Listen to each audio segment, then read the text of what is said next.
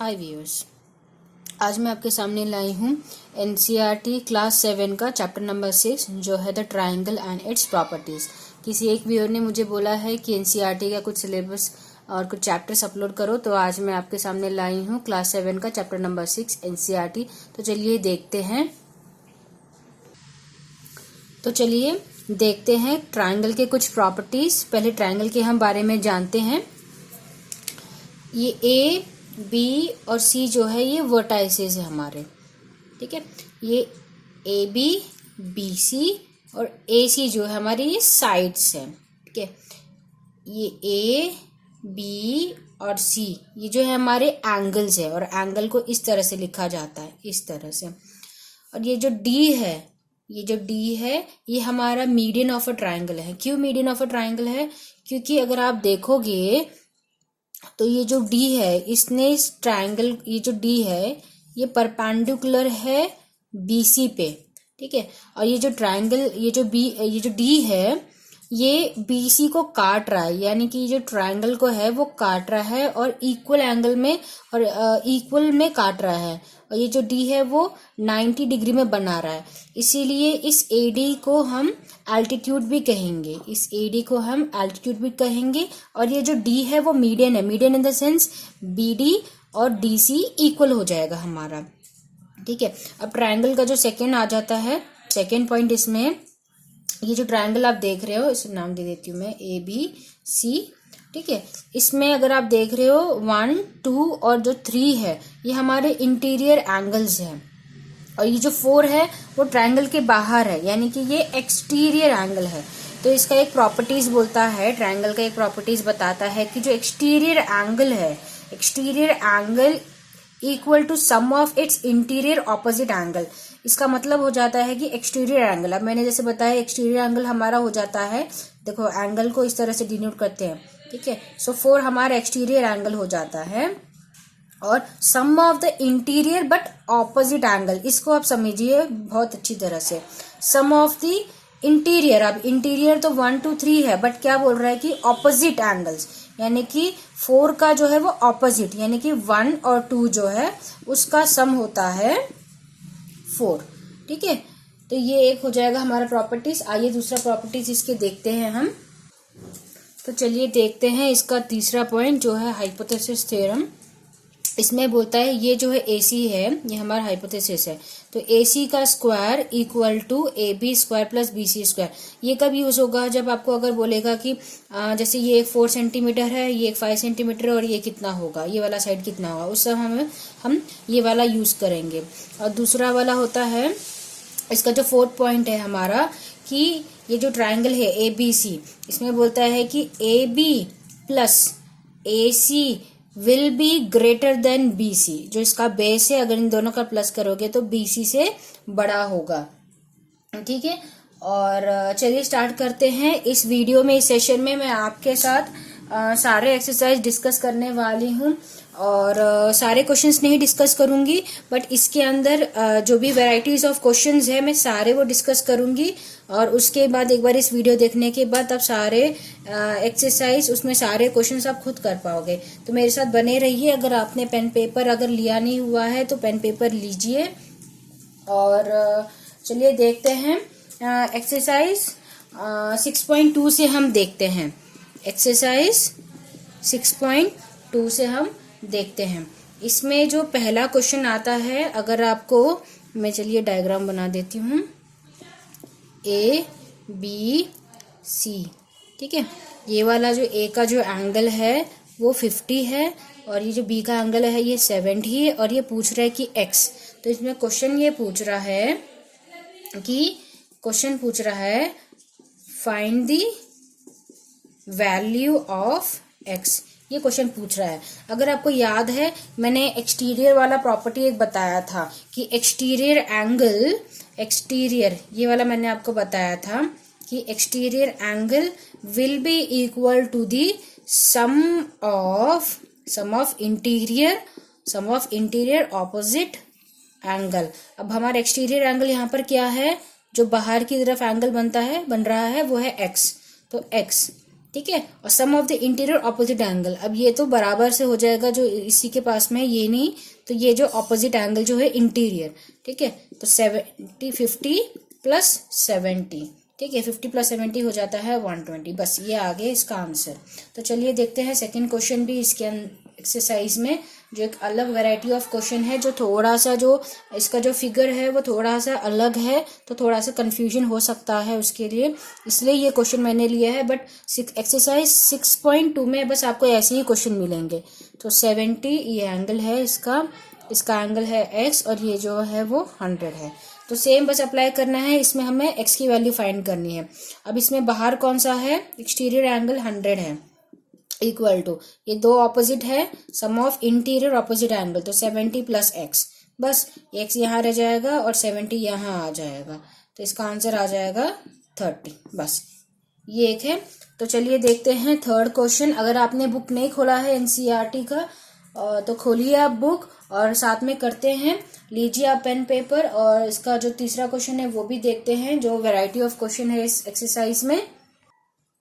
तो चलिए देखते हैं तीसरा क्वेश्चन। ये वाला क्वेश्चन इसलिए लिया है कि यहाँ पर सिर्फ ऐसे करके दिखा दिया। अब ऐसे का मतलब हो जाता है 90 डिग्री, ठीक है। तो यहाँ पर x है, सेम हमें इसके x की वैल्यू फाइंड करनी है। हमारा जो एक्सटीरियर एंगल दे दिया है और दो इंटीरियर एंगल दे चुके हैं, तो बस इससे x की वैल्यू फाइंड करना है। तो सम ऑफ दी, पहले तो एक्सटीरियर एंगल हमारे कितना है 125, और इंटीरियर एंगल हो जाएगा 90 प्लस x, तो बस x 125 इक्वल टू 125 माइनस 90 जो आ जाता है 35, ठीक है। अब देखते हैं एक्सरसाइज, जो एक्सरसाइज 6.1 है उसमें कुछ भी नहीं है, छोटे छोटे क्वेश्चन है, ये आप खुद भी कर सकते हो। एक्सरसाइज 6.2 में जो है बस इसी वैरायटी ऑफ क्वेश्चंस यही मिलेंगे आपको। तो चलिए देखते हैं एक्सरसाइज 6.3, इसमें काफ़ी वैरायटीज है, वो हमें बहुत अच्छी तरह से देखना पड़ेगा। एक्सरसाइज 6.3 के लिए आपको एक चीज़ जाननी पड़ेगी कि जो ट्रायंगल है ABC, सो इसमें angle A plus angle B angle C, यानी sum of all the angle will be equal to 180, ठीक है। एक और एक चीज़, जब ऐसी बना होता है, ये ऐसे बना होता है ट्रायंगल, ठीक है जी, ये x है, ठीक है। अगर कोई आपको अगर किसी ने आपको जैसे कि ये दे दिया, ठीक है, ये हो जाएगा 60, तो अगर बोले कि ये कितना होगा, तो जब ऐसे होता है हमें पता है कि इस तरह से ये पूरा 180 हो जाता है ना, 180 डिग्री है ये। अगर किसी को भी कितने भी पार्ट में ऐसे डिवाइड कर लो तो हम इसे फाइंड आउट कर सकते हैं। ये दे दिया 60, ये पूरा है 180, तो ये कितना हो जाएगा, ठीक है। तो ये हो जाता है, ये वाला हो जाएगा 120, ठीक है। जब ये 180 है, हमें पता है, इसे कितना भी दे दे, इसे ये दे दे 80, तो ये बोलेगा कि ये कितना होगा, तो बस इसमें से 180 माइनस हमें 80 करने देना है, बस 100 आ गया, ठीक है। ऐसे क्वेश्चंस भी आपको मिलेंगे। तो चलिए स्टार्ट करते हैं 6.3 एक्सरसाइज, जो जिसमें आपको ये वाली प्रॉपर्टी जो है वो यूज होने वाली है इसमें, ठीक है। तो चलिए स्टार्ट करते हैं एक्सरसाइज 6.3। सो 6.3 का पहला क्वेश्चन देखते हैं। इसमें इसने ऐसा डायग्राम दे दिया है, A, B और C, ये x है, ये है 50 और ये है 60, ठीक है। मैंने वो प्रॉपर्टी आपको बताया कि sum of all the angle, इसकी लगाने की जरूरत नहीं है हमें, sum of all the angle will be equal to 60, बस इसकी वैल्यू आके जो 180 में से -50 -60 कर लीजिए आप, तो x की वैल्यू आ जाती है 70, ठीक है। ये पहला क्वेश्चन है। बस ऐसे ही क्वेश्चंस आपको मिलने वाले हैं एक्सरसाइज 6.3 में, ठीक है। बस ये जो डायग्राम्स है वो थोड़े से ऐसे होंगे, वैसे होंगे, थोड़े से अलग अलग हो जाएंगे, बस तो डायग्राम को थोड़ा सा हमें अच्छी तरह से ऑब्जर्व करना है। अब इसमें क्या दे दिया है, इसमें ऐसे दे दिया है, इसका मतलब हो जाता है 90, ठीक है। ये यहाँ पर x है और ये यहाँ पर है 30। अब बोला है कि इसमें x की वैल्यू फाइंड कीजिए, तो आप चलिए मेरे साथ कीजिए ट्राई, बताइए कितना आंसर हो सकता है। x plus 30 plus 90 equal to 180, बस ये सबको उस साइड ले जाना है।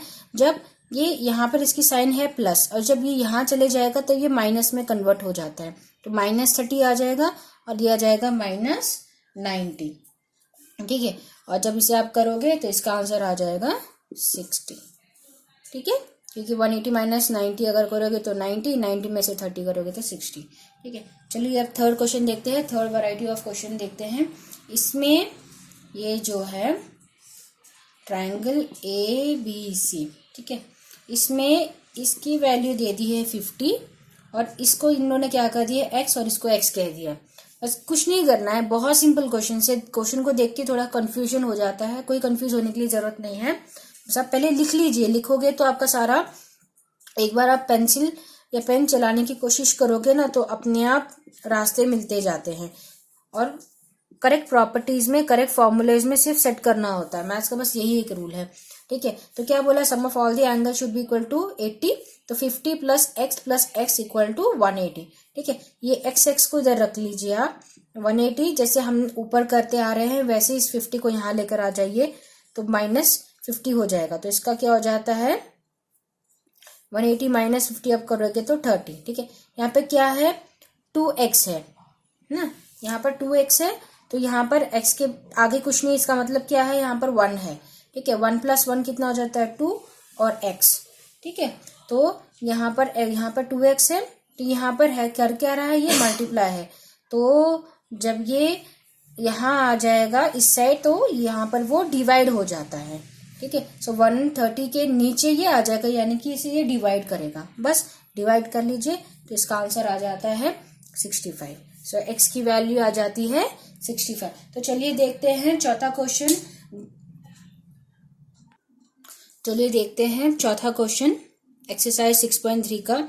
अगर आपको ये वीडियो अच्छा लगा तो प्लीज़ लाइक कीजिए, इसे सब्सक्राइब कीजिए। आपको और ऐसे NCERT के मिलेंगे चैप्टर्स और कॉम्पिटिटिव एग्जाम्स के बहुत सारे ट्रिक्स भी मिलेंगे। तो चलिए करते हैं फोर्थ क्वेश्चन।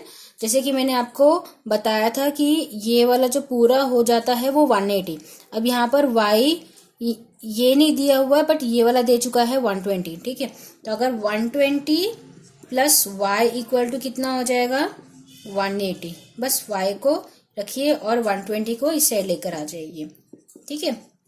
तो यहाँ पर कितना हो जाएगा, 60, तो y की वैल्यू आ गई आपकी 60, ठीक है। अब निकालना क्या है, x की वैल्यू। तो हमें पता है sum of all the angles will be 180, तो x + y + 50 इक्वल टू कितना हो जाता है, 180। y की वैल्यू हमें मिल गई है इतनी, 60 + 50 इक्वल टू 180। बस x को यहाँ रखिए और ये 180 - 60 को ले जाइए वहां पे और 50 को भी ले जाइए, तो x की वैल्यू आ जाती है 70, ठीक है। इसका एक और एक क्वेश्चन देखते हैं। चलिए देखते हैं एक्सरसाइज 6.3 का फिफ्थ क्वेश्चन। ये जो आप देख रहे हो ये थोड़ा सा अलग है जो हमने पीछे क्वेश्चंस किए हैं। अगर आपको लाइंस की प्रॉपर्टीज और उसके बारे में थोड़ा सा पता है तो आप ये क्वेश्चन बहुत इजीली कर सकते हो। अगर नहीं पता है तो थोड़ा सा रिवाइज कर लेते हैं। जब दो लाइंस इंटरसेक्ट होते हैं तो इसके जो ऑपोजिट एंगल होते हैं वो इक्वल होता है, यानी कि अगर ये 80 है तो ये भी 80 होगा, अगर ये 100 है तो ये भी 100 होंगे, ठीक है। तो सेम प्रॉपर्टीज यहाँ पर अप्लाई होने वाला है।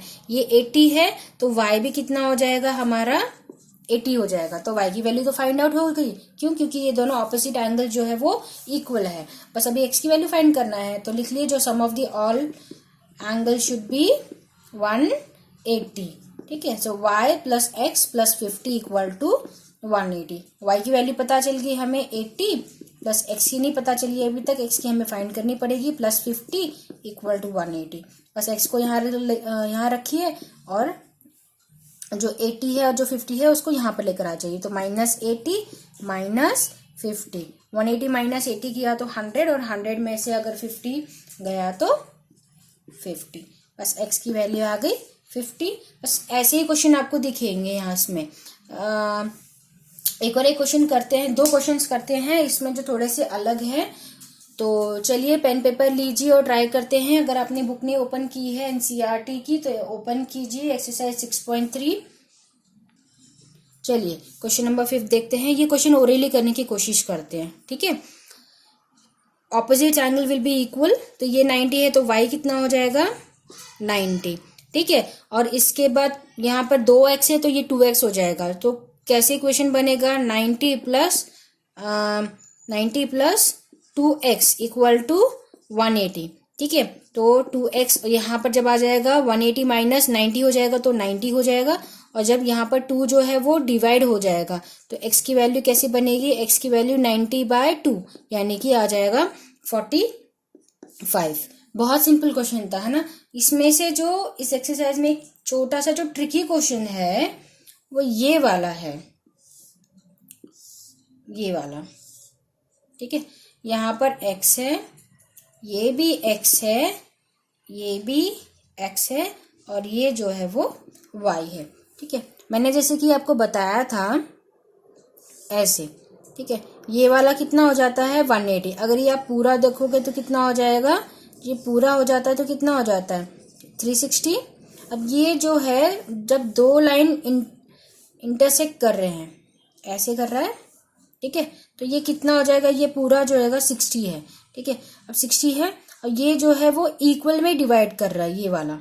ठीक है, तो इक्वल में डिवाइड कर रहा है तो 160 को आप इक्वल में डिवाइड कर रहा है तो ये वाला जो कितना हो जाएगा, फिर ये वाला और ये वाला कितना हो जाएगा, ये वाला जो हो जाएगा वो 60 हो जाएगा, ये भी कितना हो जाएगा 60, ये भी 60 और ये भी 60, ये सारे 60 हो जाएंगे। बस आगे हमारा x की वैल्यू हमें फाइंड करनी थी और y की वैल्यू, तो ये x 60, ये y 60, सेम। फिर ये वाला भी 60 और ये वाला भी 60। एक और बार इसे देखते हैं हम, अगर थोड़ा सा कंफ्यूजन क्वेश्चन है ये, वापस से देखते हैं। यहाँ पर मैं बना लेती हूँ डायग्राम। ठीक है,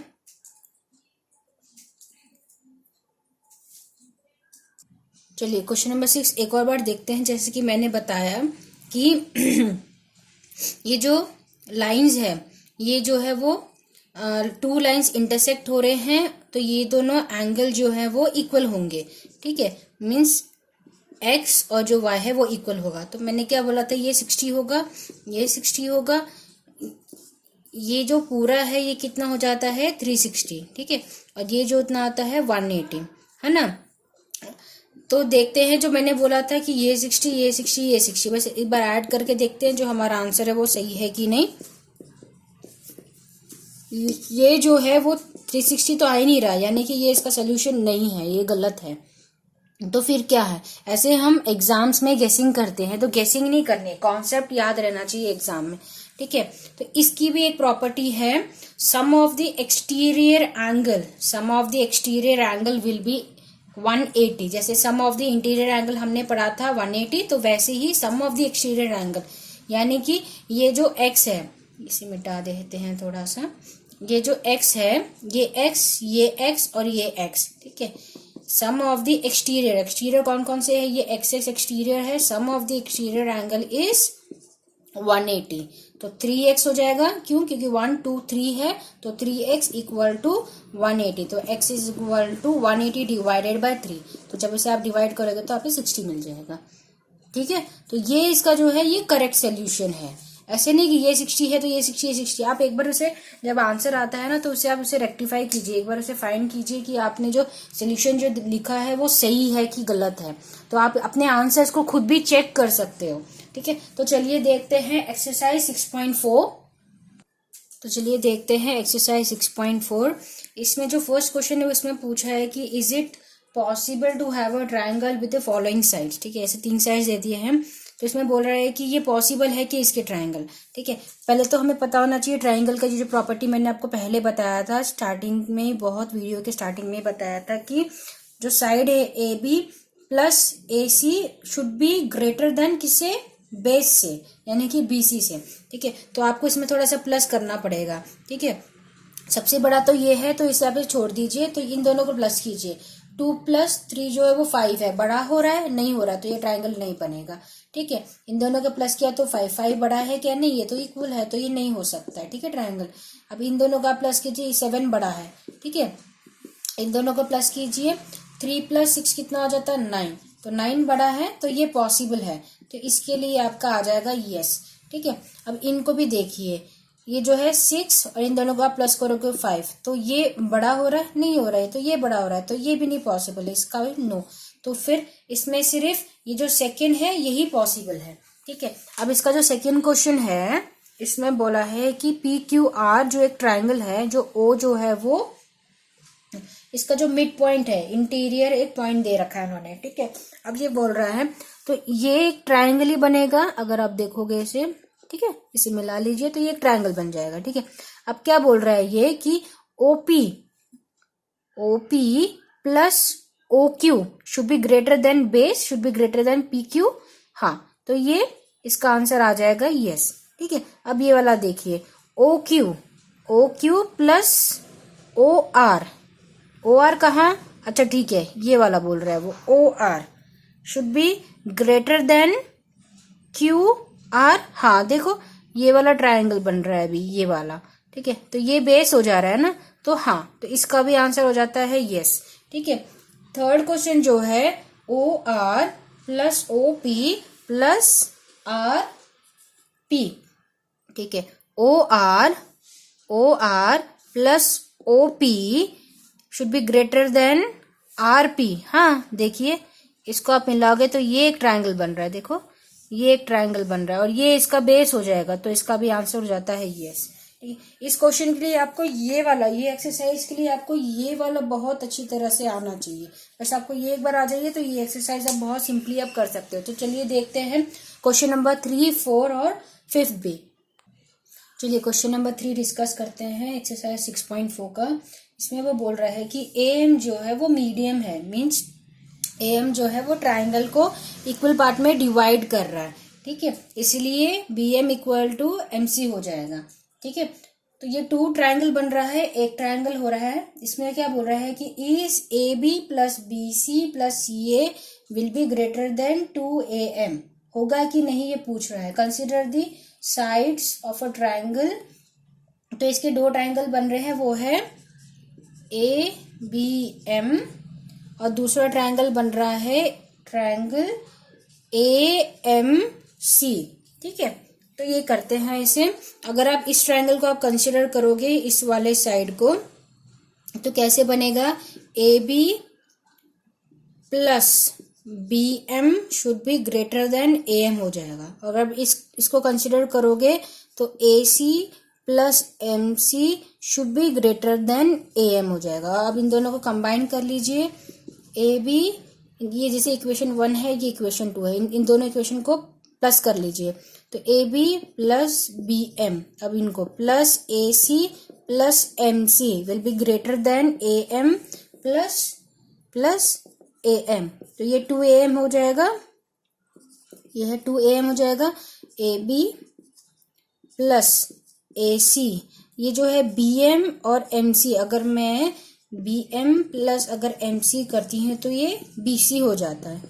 देखिए इसका आंसर आ गया, यहाँ पर मैच कर रहा है, तो ये पॉसिबल है, तो इसका आंसर जो हो जाएगा वो है यस। ठीक है, अगर क्वेश्चन नंबर 4 आप देखते हो, सिमिलर क्वेश्चन है, बस इसमें क्या दे दिया है, क्वाड्रेटल दे दिया है। ठीक है, एक क्वाड्रेटल दे दिया है आपको उन लोगों ने, और उसमें बोल रहे हैं कि ये ए है, ये बी है, ये सी है और ये डी है। ठीक है, और इसमें वो बोल रहा है करके कि A B plus B C plus C D और plus D A will be greater than equal to A C और बी डी। हाँ, अगर देखो, अगर इस ट्राइंगल को आप डिवाइड कर दोगे तो ये ट्राइंगल कुछ इस तरह से आपको दिखेगा। ठीक है, इस तरह से आपको दिखेगा।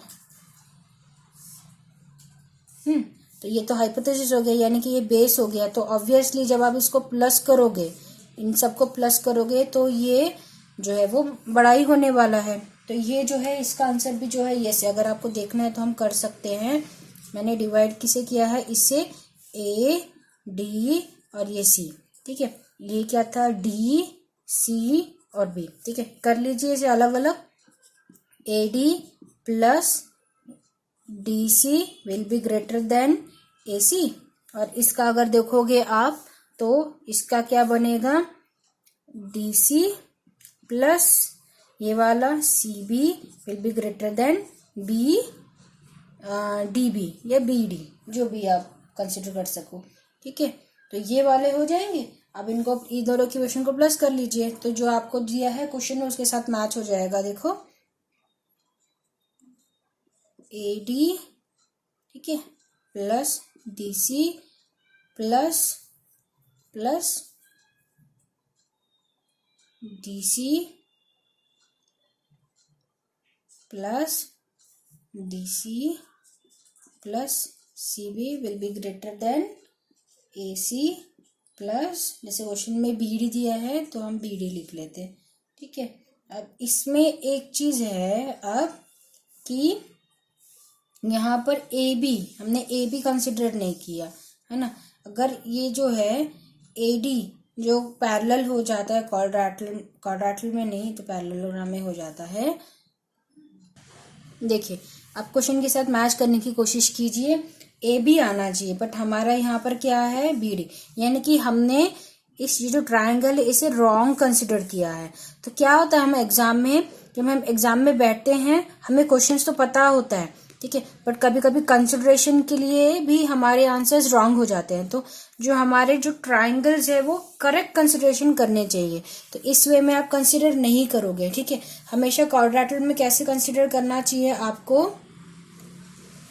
क्वाड्रेटल में देखना है कि आपको सारे साइड आ जाए, सारे साइड आने चाहिए आपको। तो चलिए करते हैं क्वेश्चन नंबर 4 फिर से करेक्ट वे में आप, ठीक है। ये देखो जब ये क्वाड्रेटल है तो आप उसे प्रॉपरली डिवाइड कीजिए, ठीक है। तो ये एक ट्रायंगल हो जाएगा और ये जो है ये वाला हो जाएगा, ठीक है। हो गया प्रॉपरली इक्वल में, जब आप इसे मिला दोगे तो ये क्वाड्रेटल बन जाएगा। तो ये ए डी और सी, ठीक है, ए बी और सी। क्वाड्रेटल का एक और एक होता है कि जो इनके डायगोनल्स होते हैं वो इक्वल होता है, यानी कि A C will be equal to इनका इसका जो बी डी, आप ए सी लिखो या बी डी लिखो दोनों एक ही बराबर है, ठीक है। तो फिर से करते हैं। अब इस ट्रायंगल को कंसिडर कीजिए आप, A D plus D C equal to कैसे हो जाएगा ए सी, ठीक है। तो ये पहले वाले ट्रायंगल का, ये दूसरे वाले ट्रायंगल का क्या हो जाएगा A B plus B C equal to A C, ठीक है। तो आप इस ए सी को आप लिख सकते हो बी डी। अब इन दोनों को कंबाइन कर लीजिए, तो क्या हो जाएगा, इन दोनों को अगर आप कंबाइन करोगे तो क्या होगा A B plus B C plus C D, ठीक है। इसको उल्टा रिवर्स लिख सकते हो सी डी या डी सी, पर आपके क्वेश्चन में जो है वो सी डी है और फिर है ए डी या फिर डी ए है क्वेश्चन में, तो लिख लीजिए आप इसको डी ए इक्वल टू, ठीक है। यहाँ पर इक्वल टू नहीं आएगा, ये ग्रेटर देन आएगा, ठीक है।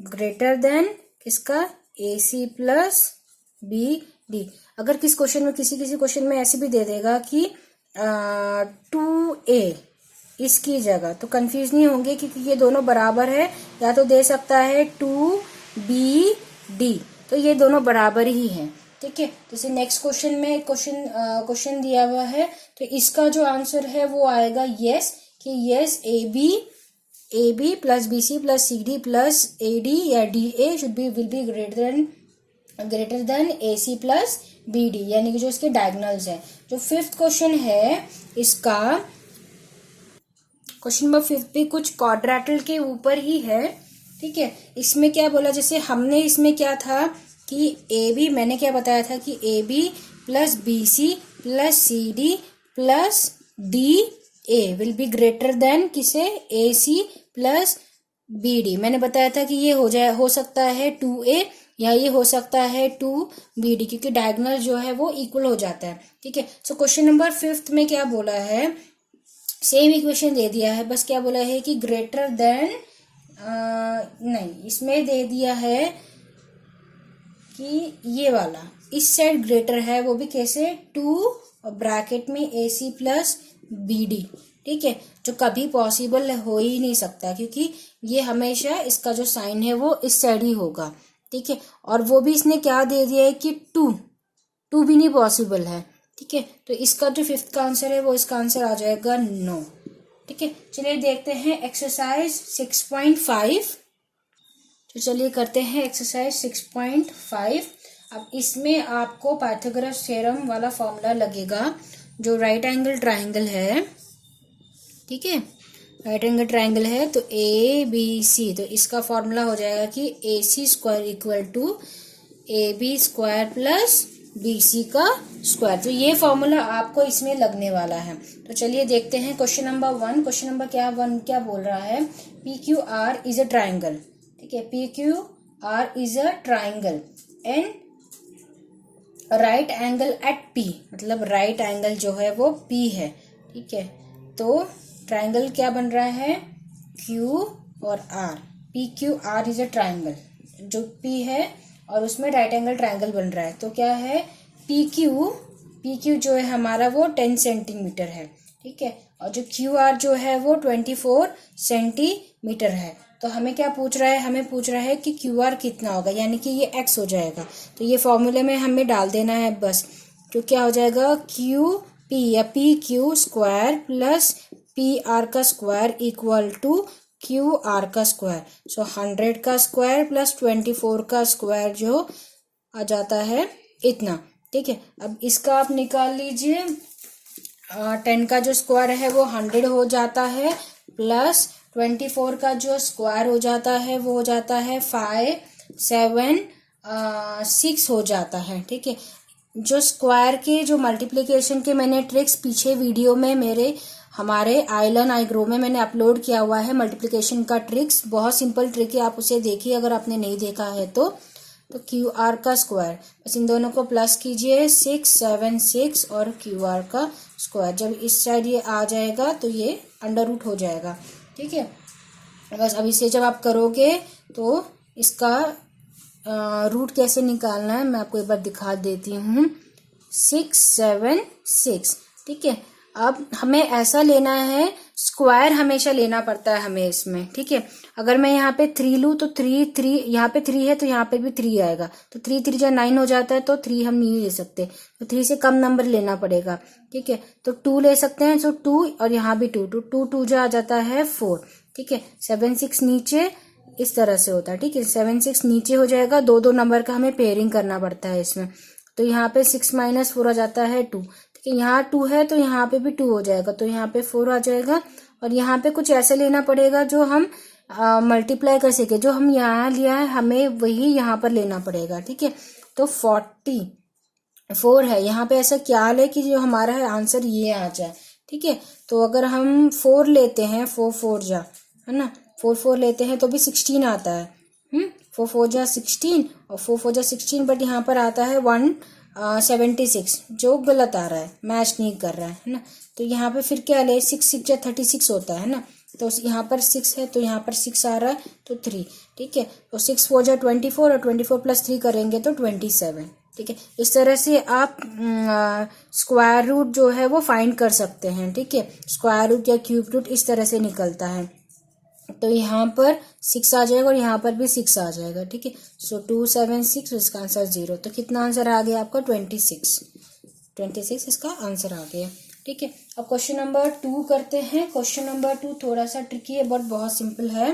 क्वेश्चन नंबर 2 क्या बोल रहा है कि 15 मीटर, नहीं वो वाला क्वेश्चन नहीं, क्वेश्चन नंबर 2 तो बहुत सिंपल सा क्वेश्चन है। ABC एक ट्राइंगल है, राइट एंगल जो है एट सी, सेम क्वेश्चन जो है क्वेश्चन नंबर 1 जैसा है। तो क्वेश्चन नंबर 3 हम देखते हैं। ठीक है, उसमें क्या बोल रहा है कि 15 metre long ladder reach to a window. Suppose ये आपकी घर की खिड़की है।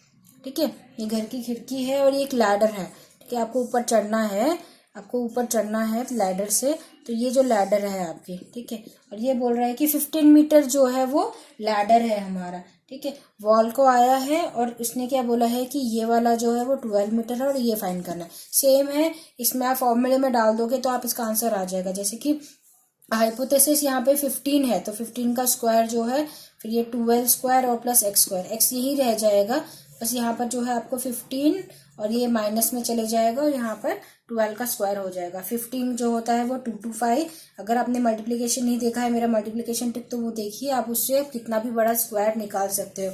जो 12 का जो स्क्वायर होता है 144 आ जाता है। ठीक है। सो बस इसको माइनस की कर लीजिए और इसका आंसर आपको आ जाएगा। ठीक है, तो क्वेश्चन नंबर हमें देखना है 4 में क्या बोल रहा है वो। क्वेश्चन नंबर 4 में बोल रहे हैं कि विच of the following can be the side of a right angle triangle. इसमें कुछ नहीं करना है आपको, ये जो फॉर्मूला ना उसे अप्लाई कर दोगे ना वो वाला आ जाएगा, बहुत ही सिंपल है। क्वेश्चन नंबर 5 और हम देखते हैं क्वेश्चन नंबर 5, 7 और 8 जो थोड़ा सा ट्रिकी है, तो चलिए देखते हैं। ठीक है, क्वेश्चन नंबर 5 हम देखते हैं। A tree is broken at a height of 5 metre from the ground. एक पेड़ है, ठीक है, एक पेड़ है, ठीक है।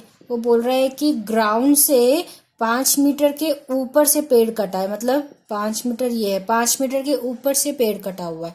तो ये पेड़ नीचे गिर गया, जब गिरा था तो जमीन पे गिर गया और उसने क्या बोला है कि 5 metre from the ground and its top touches the ground at a distance of 12 metre from the base. ये पेड़ नीचे गिर गया, जब नीचे गिरा तो ये 12 मीटर आया, ठीक है। अब क्या बोल रहा है कि इसकी ओरिजिनल हाइट फाइंड करने के लिए, जब आप ऐसे ही करोगे तो ये हाइपोथेसिस बन गया A, B और C। हमें ये पता है और ये पता है, ये तो हम बहुत सिंपल से निकाल सकते हैं। तो कितना हो जाएगा, x की वैल्यू 5 का स्क्वायर प्लस 12 का स्क्वायर और इसका भी स्क्वायर। 5 का 25 हो जाता है प्लस 12 का कितना हो जाएगा 144। अब इसे प्लस करोगे तो 169 हो जाएगा, ठीक है। तो आप इसे ले जाओगे, अंडर रूट 169 का आ जाता है 13, ठीक है। कैसे, बहुत सिंपल है। 169 का जब आप ऐसे करोगे, ठीक है, पेयरिंग कर लो तो कितनी 1 हो जाएगा, 1 1 जब 1, ठीक है। 69 नीचे प्लस 1 करोगे तो यहाँ पे 2। तो यहाँ पे मैं क्या करूँ, किससे मल्टीप्लाई करूँ कि जो मेरा आंसर ये 69 आ जाए। तो यहाँ पर 3 से करोगे तो आपको यहाँ पर 69 आ जाएगा, ठीक है। तो आपको x की वैल्यू आ गई, ठीक है। तो क्या करना था, हमें इसकी टोटल हाइट बतानी थी, ठीक है। अब इसे टोटल हाइट क्या हो जाएगी, x प्लस और ये जो 5, इसकी जो टोटल हाइट है, तो x कितना हमारा 13 और जो बचा हुआ कितना था 5, तो इसका आंसर आया 18, यानी कि 18 मीटर लॉन्ग हमारा पेड़ था, ठीक है। अब क्वेश्चन नंबर 6 देखते हैं। क्वेश्चन नंबर 6 क्या बोल रहा है कि ये ट्राइंगल आपको दिया हुआ है इस क्वेश्चन में, ठीक है। P, Q और R 65 डिग्री है और ये 25 की डिग्री है, ठीक है। इसमें क्या ये बोल रहा है कि angle Q and R of a triangle PQR are 25 and 65, 25 and 65। So right which of the following is a true, ठीक है।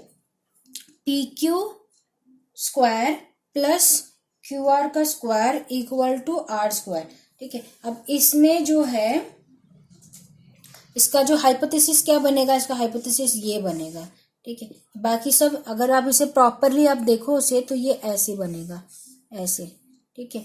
तो ये जो है ना, ये हाइपोथेसिस आ जाएगा और ये इस तरह से आ जाएगा। ये जो है वो राइट एंगल ट्रायंगल।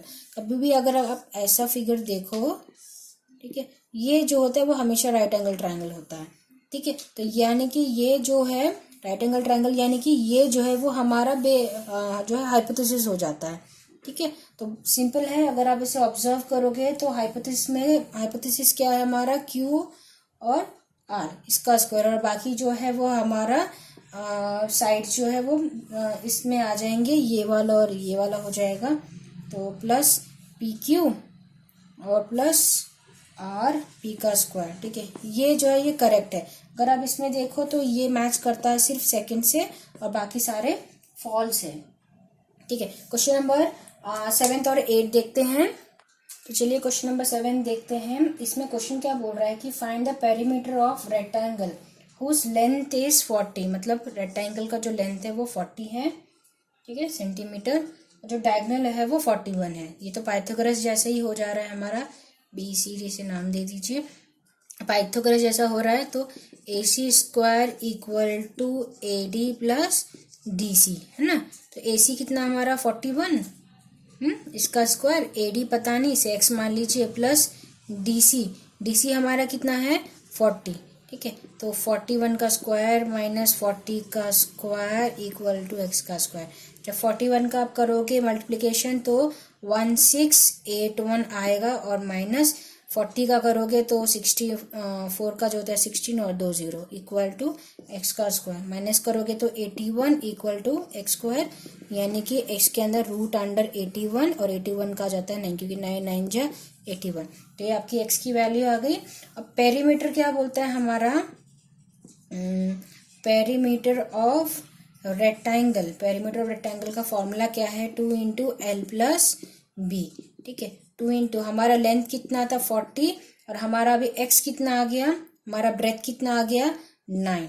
ठीक है, तो 49। जब इसे आप मल्टीप्लाई करो तो कितना आ जाएगा, 2 9 जा आ जाता है 18, 1 कैरी और 8 और 9, यानी कि इसका जो पेरीमीटर आ जाता है वो 98 आ जाता है। अब क्वेश्चन नंबर 8 देखते हैं इसका हम, जो लास्ट क्वेश्चन है इस वीडियो का।